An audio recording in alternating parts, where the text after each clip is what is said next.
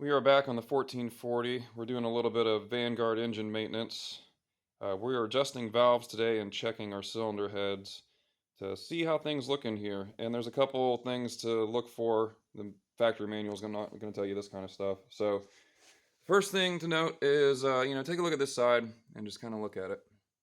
Down in here is the exhaust valve, and then that's the intake. If the engine's been run hot, what you'll see is in this corner here, there'll be a lot of tarnished and varnished oil buildup and residue. So this area right here will just look all brown. And I'll show you the other cylinder head to give you an example. So that will tell you if it's been kind of overheated and run hot. You've got 4 head bolts. 1, 2, 3, 4. And anytime I do this, I like to actually pull the rocker arms completely off and make sure that all the head bolts are tight. This one was very loose on this side. And then I also checked compression. So this side was about 135, 140 psi. Now they do have a compression release, so you're not going to get a very good compression reading, but you'll get a relative idea of what each cylinder is doing. This is what I'm talking about here, though. This cylinder head is probably original to the engine. The other one was definitely replaced, and I'll show you another reason I know why. But you can see how much this cylinder has overheated. And then if you see this kind of indication here, you want to double check that the valve guide hasn't moved in the head. Because when the valve guide moves in the head, and then the rocker arm pushes the valve spring down and pushes on that valve stem, it can basically bottom out on top of that guide, and then it'll bend the push rod. So yeah, anyway, I like to take these off and double check everything. This is a good procedure to do, every 500 hours or so, or anytime you get a machine that you have no idea what the condition is. So we had another loose head bolt on this side, the exhaust side of the head. So tightened all that stuff up, pulled these rocker arms off, and then the whole reason we're really in here is to adjust valve lash. The worst part about this whole job is just cleaning up this old gasket material. It is awful. It gets on there, it gets hot, it turns into like a super brittle mess. So you got to be careful and clean. And, it's nice if you can take the rocker arms off while you're cleaning, because you have a lot more access around this area to clean it up. And you can, shove a rag down in there and then try to keep the debris out of here. Tools, very simple. Mallet to get that valve cover freed up. We've got some scrapers here. This one is a lifesaver. These carbide scrapers, they're awesome. They're sweet. They make the job a lot less arduous. Needle nose to try to keep the the push rods fall down, you got to grab the push rods. It's handy. You have feeler gauges, Allen wrench, sockets, and then something to turn the crank with, and then a torque wrench, of course. So we're doing this all in one shot, so you're not going to see every single little step because it's just going to be too tedious.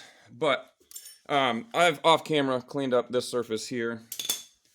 Like I said, this is the most time intensive part of the whole thing, and I've cleaned up this surface here. You want to make sure you got new gaskets to put on.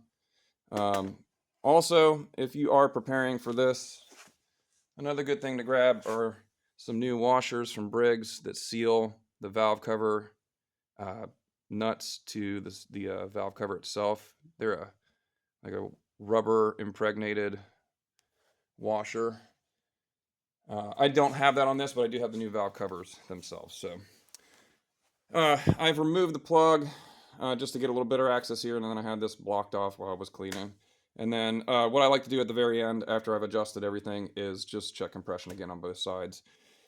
What we're finding, and I'm going to show you the process here. You turn the crank on. This is on a Cub Cadet 1440, so the engine sits backwards. This is actually the back of the engine here. So I'm turning counterclockwise on this side. You watch the valves move, right? There's your intake moving. There's your exhaust. All right. Here's your intake again. You can see that they moved pretty close to each other in sequence there at the top of that stroke. So you got to be careful when you get this adjustment where you want it. Briggs will tell you to run it to top dead center on the compression stroke. So we just open the intake and we just close the intake. So now we're on compression. So we're going to come up to top of the compression stroke. Should be right about here. And watch the exhaust valve. Do you see it move at all? Just a little bit right there. And now it's starting to move fully. So there is a compression release on this cam. So Briggs wants you to run the compression stroke and then a 1/4 inch past it. I don't necessarily think you need to adjust both valves at the same time. I mean, it's kind of handy if you're good about getting that specific location. But what I do, I'll just run it until one of the valves is pretty much all the way open, which means the opposite valve is going to be closed, and then we can check the lash there. So factory spec is 4 to 6 on each valve, 4 to 6 thousandths. We've got a 5. So let's see what we got here. There's our intake. It's a little tight. You don't want a bunch of pressure pushing on that thing. These valve springs are really, really light. So you can actually shove a feeler gauge in there like a wedge and push that valve spring down, which will give you an incorrect reading. So keep your finger pushed on the push rod, make sure it's got tension against it, and then check in here. So that 5 fits in there pretty snug. I'll probably adjust that one to make it a little bit less snug than that. That's probably closer to a 4.5, which is, still in spec, but let's see if we can get it better. Now let's move the intake valve open. Oh, you don't want to go too far, just get it. So there's the intake valve completely open. Means our exhaust should be closed, and listen to this one. So we know we're going to have some issues with this one, and 5 just kind of flops around in there. This one, the other cylinder was just about as bad. Here's a 24, still fits under there, like no tension.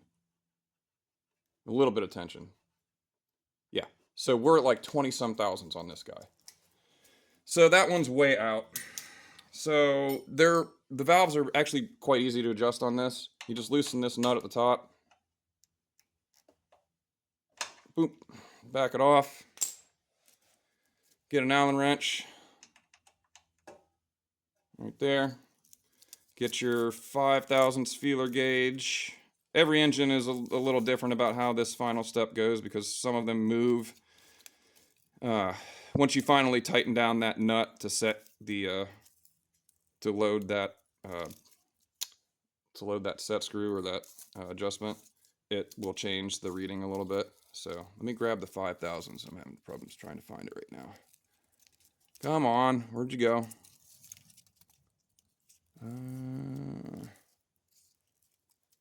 There's 4. There's 5. Okay.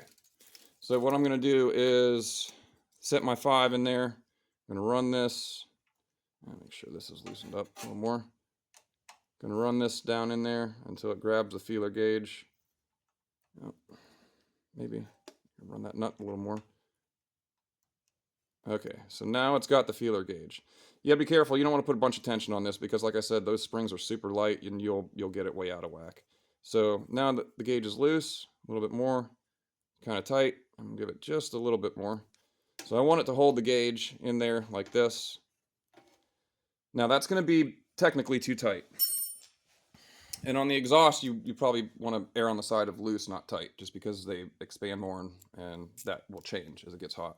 So then I'm going to come over and tighten this up by hand first, and then like that, and then double check my lash. So pretty good, no movement there. 5 fits in there with a little bit of noise. It's probably a little bit loose. It's probably a 5.5, but I'm good with that. So that's the process, and then it's the same thing for this side. Now you can see why I set it a little bit tight first, and then just tighten the nut because it changes and loosens up as you tighten it. The rest of it is just reassembly as usual. You take, get your valve cover all cleaned up, put it back on there. Make sure you get your sealing washers in there. Do not over torque this guy. I actually had a machine where this valve cover had been over torqued, and it actually caved in this cavity here and the engine was running on one cylinder because the rocker arms were butted up against the valve cover and were binding. So do not over torque this. That's why they're nylocks. They're not designed to hold all the torque. They're just designed to hold it in place. So they don't need wrenched on there super tight. Do not over tighten it. You will crack it or break it, or you'll at the very least, you'll bind up against the rocker arms. So there you go. That's the valve adjustment on a Vanguard. Hope this helps you, and we'll see you on the next one.